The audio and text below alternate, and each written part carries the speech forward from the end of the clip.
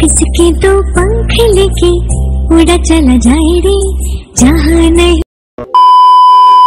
Hello বন্ধুরা, good morning and welcome back to my channel মিষ্টি জিরোট। কেমন আছো সবাই? আশা করি অনেক ভালো আছো, সুস্থ আছো। আমি অনেক ভালো আছি, সুস্থ আছি। আমার নতুন একটা ভিডিওতে তোমাদের অনেক স্বাগত। আর এখন বাজে সকাল 7টা। তো এখন থেকে ভিডিওটা শুরু করছি। আই হোপ আজকের ভিডিওটা দেখতে তোমাদের অনেক অনেক ভালো লাগবে। তো ঘুম থেকে উঠেই এই যে দেখো, প্রথমে আগে বিছানাটা বাগিয়ে নিচ্ছে। আগে তো জানলাটা খুললাম, তারপর হচ্ছে এই থেকে দেখো বিছানাটাকে গুছিয়ে নিচ্ছি। তারপর হচ্ছে ওই যে দেখো গোদা একটা ব্ল্যাঙ্কেট আছে, ওইটাকে তুলতেই তো আমার যত কষ্ট একবারে মানে শেষ হয়ে যায়। তো এইদিকে দেখো একটা ঝাড়ু দিয়ে আর কি ভালো করে ঝেড়ে নিচ্ছি। প্রত্যেক দিন তা সম্ভব না এই বিছানার চাদরকে তুলে এপার ওপার করতে, তো সেই জন্য আমি প্রত্যেক দিন এরকম করে করিও না। যেদিন ইচ্ছা হয় সেদিন হচ্ছে বিছানার চাদরকে তুলে পর ঝাড়ি, না হলে যেদিন ইচ্ছা হয় না সেদিন এরকম তুলে পর ঝাড়ি না। এরকম এই ঝাড়ু দিয়েই আমি হচ্ছে ঝেড়ে নিই। আমি না প্রচুর পরিমাণে অলস, আর অলসের জন্য এরকম এই শর্টে কাজ করার চেষ্টা করি। তো এইদিকে দেখো ওই জন্য স্পেশালি ওই ঝাড়ুটা কিনা আর কি। যখন রাস্তার দিকে ওইদিকে পার হয়ে যাচ্ছিল তখন আমি ডেকে ডেকে তুলেছি যে আমি একটা নেবো, কারণ আমার প্রচণ্ড পরিমাণে অসুবিধা হয় এরকম তুলে পর ঝাড়তে। আর জবের থেকে ওইটা কিনেছি তারপর থেকে এরকম করে আমি বেশিরভাগটাই ঝেড়ে নিই। তো এইদিকে দেখো এই ছোটো ব্ল্যাঙ্কেটটা এটা হচ্ছে আমি নিই, আর এই বড়টাও আমি নিই আর ছোটোটাও আমি নিই, দুটোই আমি নিই। আর মা নেয় বড়টা শুধু। তো এইদিকে দেখো এখন চলে এসেছি ফ্রেশ হয়ে চা খেতে। তো এইদিকে দেখো মা বাবা আরে সবাই মিলেই খাচ্ছে, আর আমি দুটো আজকে বিস্কিট নিয়েছি। অন্য দিনে তো তাও খেতে মন যায় না, আজকে একটু খাবো ভাবছি। তো এই দিয়ে খাওয়া দাওয়া করার পর এইদিকে দেখো কেটেছি তারপর আলু আর হচ্ছে মটর কলাই।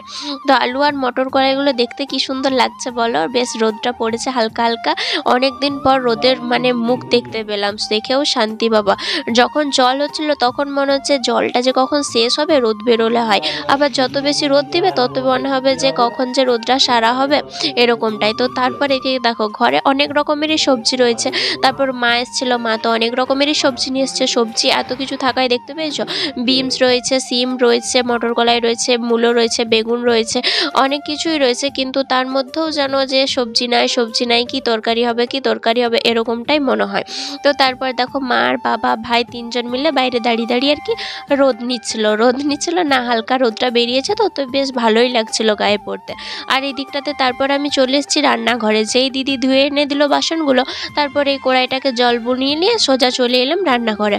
কারণ মুড়ি খাবার সবজিটাও মানে চাপাতে হবে। মুড়ি খাবার সবজিটা না চাপালে তাড়াতাড়ি তো মুড়ি খাবার জোগাড় না করলে, তাড়াতাড়ি যদি জোগাড় না করি তাহলে হয়তো মুড়ি খাবার বেলা হয়ে যাবে, বাবা আবার চিল্লাতে থাকবে। সেই জন্য আমি চেষ্টা করি টাইমের মধ্যে সব কিছুটাই কমপ্লিট করার।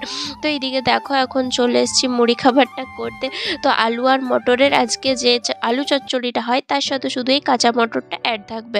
অনেক দিন ধরেই মটর কলাইগুলো রয়েছে, আর মটর কলাই যেদিনের টাটকা সেই দিনেই বেশ কাঁচা কচর খেতে মন চায়। আর যেদিনই একদিন বা দুদিন বাসি হয়ে যায় না, সেরকম কীরকম বুড়ো হয়ে যায়। তো সেই জন্য আর কাঁচা মটরটা খেতে ইচ্ছা করে না মুড়ির সাথে। তো সেই জন্য এই দেখো এই হচ্ছে এই মুড়ি খাবার তরকারির সাথে ভাতের তরকারির সাথে তো আজ এরকম করে দিয়েই শেষ করছি। যেহেতু কাঁচা মটর মুড়ির সাথে দিয়ে এরকম মশলা মুড়ি করে খাওয়া যাচ্ছে না, কীরকম বুড়ো লাগছে, তো সেই কারণে এরকম সবজির সাথে দিয়ে খেতে হচ্ছে।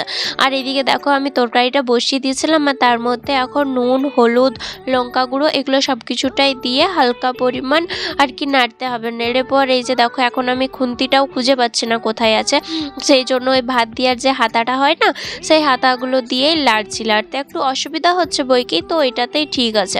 আর লড়তে হচ্ছে। এই যে দেখো মটর কলাইগুলো এদিকে যাচ্ছে পড়ে ওদিকে যাচ্ছে পড়ে, আমি বলছি যা হবি হো, বেড়ে জল ঢেলে দিয়েছি, বুঝে কর গাছে এবার। তো এদিকে দেখো মুড়ি খাবার সবজিটা বসিয়ে দিয়ে সোজা চলে এসেছি আমার রুমে, কারণ অনেক দিন ধরেই আমি চুলে শ্যাম্পু দিয়েছি কিন্তু তেল দিয়ে আর হচ্ছে না।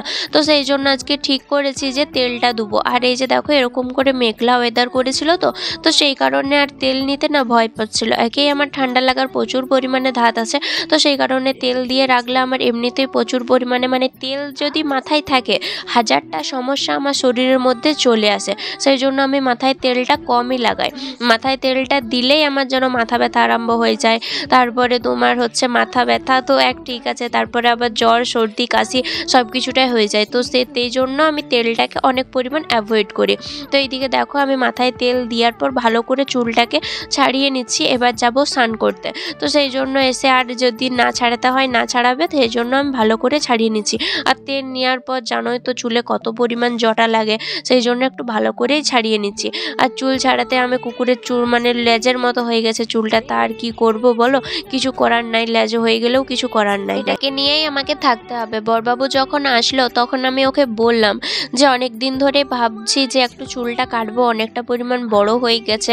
তো আমাকে এক ধমক দিয়েছে না, এমন এক ধমক দিয়েছে, তারপর থেকে আমি আর কোনো কথাই বলতে পারিনি, সোজা চুপ দিয়ে দিয়েছি। তো তারপর থেকে আমার অনেক ইচ্ছা ছিল একটু জাস্ট পরিমাণ কাটবো, মানে শেপ সাইজ করতে। যদি এই খোপা করার চেষ্টা করি না তখনই ওই সেই কীরকম খোঁচা খোঁচা বেরিয়ে যায়। তো সেই কারণে ওই যে ন্যাজ হয়ে গেছে না কুকুরের, দিয়ে বড়বাবু বলছে ল্যাজ হোক নুজ হোক যা হচ্ছে হোক ওরকমই থাকুক, কারণ ওর একটু চুলটা মানে ভীষণ পরিমাণে প্রিয়।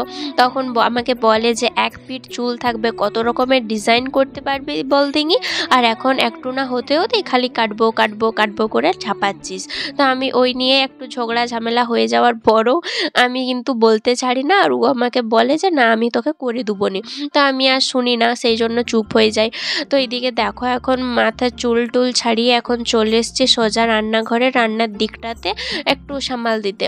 তো এদিকে দেখো ভাতটা তো আগেই হয়ে গেছে, তারপর অনেক রকমের ভাজাভুজিও হয়েছে, আর এখন হচ্ছে খালি হচ্ছে ওই যে দেখো ডালটা, আর এইদিকে বাটছি দেখো হচ্ছে সর্ষেটা, কারণ হচ্ছে মাছের হবে, সব কিছু তরকারিটাই মোটামুটি হয়ে গেছে, আর মাত্র বাকি আছে মাছটাই।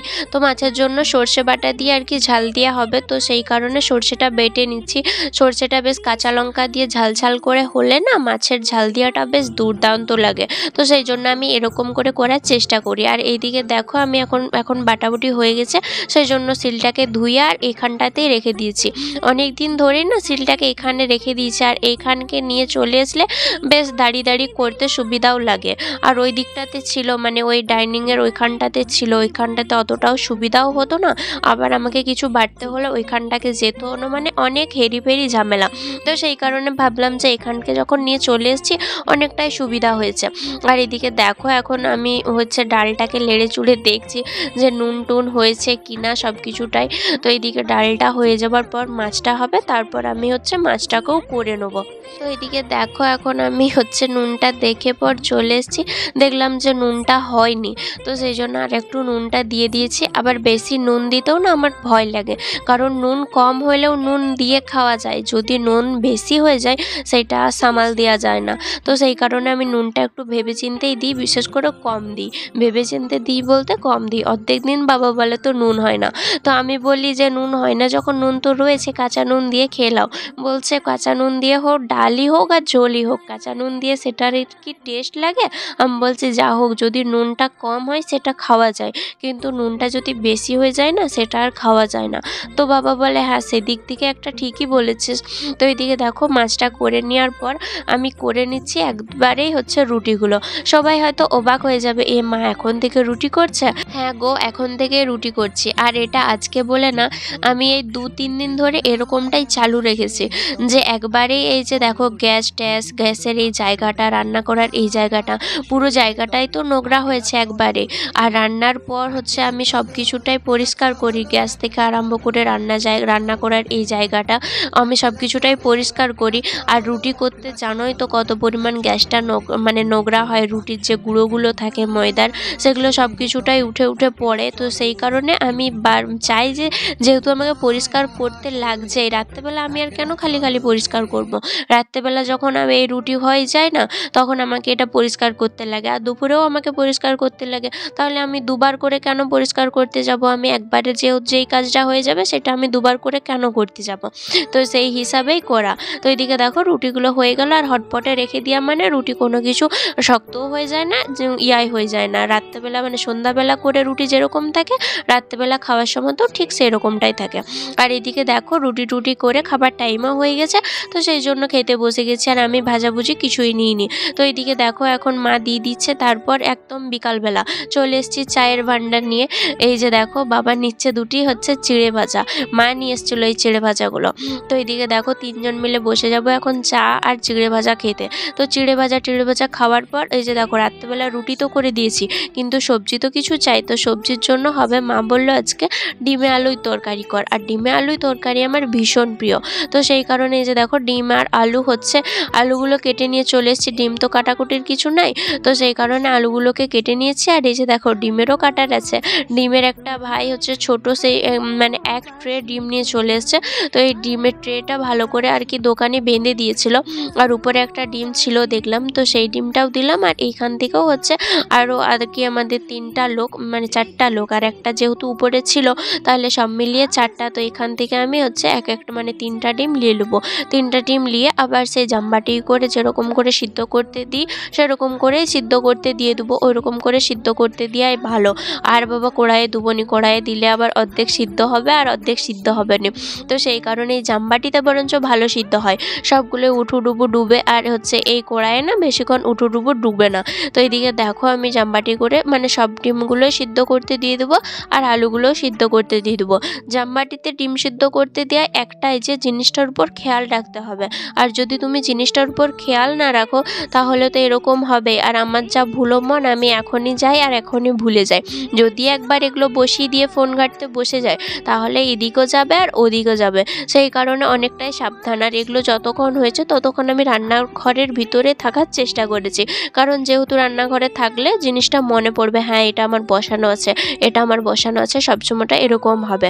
তো এগুলো সিদ্ধ হয়ে যাওয়ার পর ফোন ঘাঁটলেই ঠিক আছে। দেখো এই কাজগুলো আমিই করছি, আবার আমি নিজেকে কীরকম জ্ঞান দিচ্ছি তাহলে দেখতে পাচ্ছ তোমরা। আমি এরকমটাই হচ্ছে নিজেই বলি আবার নিজেই নিজেকে জ্ঞান দিই। তো এইদিকে দেখো আমি ডিমে আলু ওই দিকটাতে বসিয়ে দিয়েছি আর হালকা করে একটু নুন দিয়ে দিয়েছি যাতে ভালো করে সিদ্ধ হয়ে যায় ডিমগুলো, আগের দিনের মতো যেমন না হয়। তো সেই কারণে নুনটা দিয়ে দিয়েছি। আর এইদিকে দেখো তারপর চলে এসেছি বাইরের এখানটাতে। দিদি হচ্ছে বিকালবেলাতেই ধুয়ে দিয়ে গেছে মানে দুপুরবেলাতে। তো এক গাদা আর কি বাসন ছিল আজকে, তো সেই কারণে ভাবলাম যে ওটা টাইম তো লাগবে একটু জল বুলাতে। তো সেই কারণে এই যে দেখো গুছিয়ে সব জিনিসটা আর কি করে নিচ্ছি, ভালো করে জলটা বুলিয়ে নিচ্ছি, যেহেতু আগেই বলেছি যে এগুলোর মধ্যে অনেক বালি কাকড় পাথর থাকে। তো সেই জন্যই ওইদিকে হচ্ছে ওরা ধুয়ে ঠিকই, কিন্তু অতটাও কি আর ভালো করে ধুয়ে, কিন্তু ওই আস্তে আস্তে যদি বালি কাকড় পাথর উড়ে পড়ে যায় তো সেই কারণে একটু ভালো করে ধুয়ে নেওয়া আর কি। আমি এইদিকে ফোন করেছিল বরবাবু, তো মাকে ফোনটা দিয়ে আমি এই দিকটাতে বাসন ধুতে চলে এলাম। আমি মাকে বললাম যে মা তুমি কতক্ষণ কথা বলো, তারপর তো আমি আছি, আমি বলবো। তো এইদিকে মা বললো বাস ঠিক আছে দে তাহলে আমি কতক্ষণ বলি, তারপর তুই ওই দিকের কাজগুলো করে নে দিয়ে তারপর বলবি। তো এইদিকে দেখো আমি চলে এসেছি হচ্ছে ওই যে বাসনগুলোকে ধোয়া হয়ে গেছে, তো সেগুলো এই যে জায়গায় জায়গায় রেখে দেবো সুন্দর করে। তো সেই জন্য এইদিকে রেখে দিয়েছি। আর এখনও কিন্তু ডিম আলু তরকারিটা হচ্ছে। আর ওই জন্য আমি আগেই বললাম যে যতটুকু পারি আমি রান্নাঘরটাতেই থাকার চেষ্টা করি, কারণ যেহেতু একটা জিনিস বসানো আছে সেটার উপর খেয়াল রাখার জন্য বিশেষ করে। তো এইদিকে দেখো আমি এখন এগুলোকে সুন্দর করে জায়গায় জায়গায় ঠিকঠাক করে রেখে দেবো। জায়গায় করে না থাকলে এর ভিতরে যে জল থাকবে সেটা তো গড়িয়ে পড়বে না। তো সেই কারণে জায়গায় জায়গায় ভালো করে সুন্দর করে রেখে দেওয়া। এই কাজটাও তাড়াতাড়ি করছিলাম কারণ হচ্ছে ওই যে ডিমে আলুই তরকারি বসিয়েছি, তো সেটার জন্য পেঁয়াজ রসুন আদা এগুলোও তো আবার কাটাকুটি আবার বাটাবাটি করতে হবে। তো সেই কারণে হচ্ছে একটু তাড়াতাড়ি করছিলাম, যেহেতু ওই দিকটা আবার দেরি হয়ে যাবে।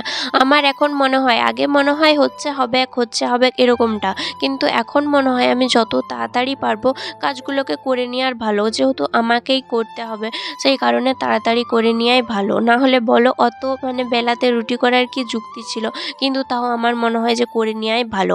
আর এদিকে দেখো এখন ডিমের তরকারিটা হয়ে গেছে, মশলা কাটার থেকে বাটা একদম সব কিছুটাই হয়ে এখন মশলা মানে তৈরি হয়ে গেছে। তো সারা দিন আজকে গাধার মতো খাটলাম। তো যাই হোক দেখো আমাদের সংসারের কাজ তো করতেই হবে তাই না। তো এইদিকে দেখো এইদিকে এই মশলা মানে তরকারিটা হয়ে যাবার পর বসে পড়েছিলাম খাবার জন্য। তো এই যে দেখো সঙ্গে নিয়েছিলাম 2টো রুটি আর এই ডিমে আলুই তরকারি। তো এই ডিমে আলুই তরকারি আমার ভীষণ প্রিয়, আমি আবার বলছি। আর এই রুটি দিয়ে ডিমে আলুই তরকারি তো জাস্ট ফাটাফাটি লাগে। তো চলো বন্ধুরা আজকের মতো ভিডিওটা এই পর্যন্ত, দেখা হচ্ছে পরবর্তী ভিডিওতে।